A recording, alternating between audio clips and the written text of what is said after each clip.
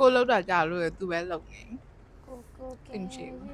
ဒီဆက်ချုပ်တယ်အမစိတ်မချဘူး ချစ်ပါခွေ မအဲ့တထဲဟိုတရက်ထနေပြီလားသုံးကိုတရက်ထနေပြီလား တဆုံ ရိုးမြန်မာဝတ်ဆောင်တယ်နော်ခွဲတတ်မဟုတ်ပဲသုံးကိုတရက်ထနေပြီ တဲ့ဟဲနဲ့ပြီးရလက်ချုပ်တော့မပြီးဘူးပတန်ဆွဲတယ်ညက်တယ်ချုပ်တာပြီး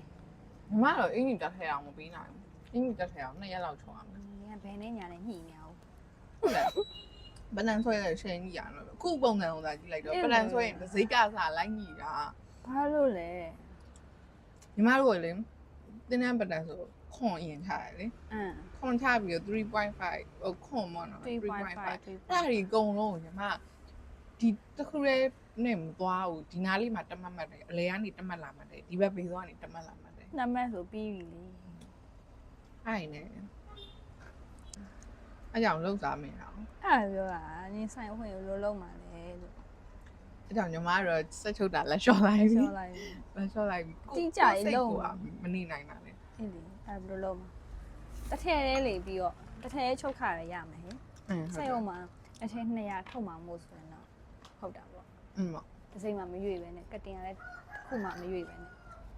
โอเคပြီး အများကြီးပဲကွက်တယ် ကို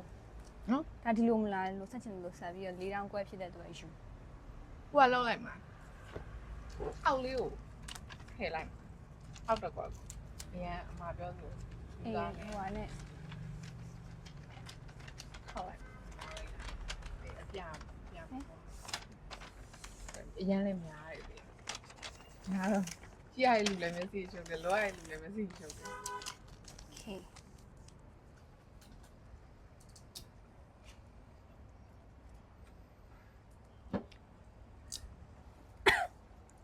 ချောင်းဆိုးတော့မှနေမှာမဟုတ်ဟိုကစားလိုက်တာစားပြလိုက် ပုံမှန်ဒီလောက်မစားဘူးလား ဟမ် ပုံမှန်ဒီလောက်မစားဘူး အေးဟုတ်ပါလားမစားဘူးတစ်နေ့တစ်ခုပေါ့ငါးမုန်းကျော်တော့ငါးမုန်းကျော် ဟောဖွင့်ထားတာ တစ်ခွက်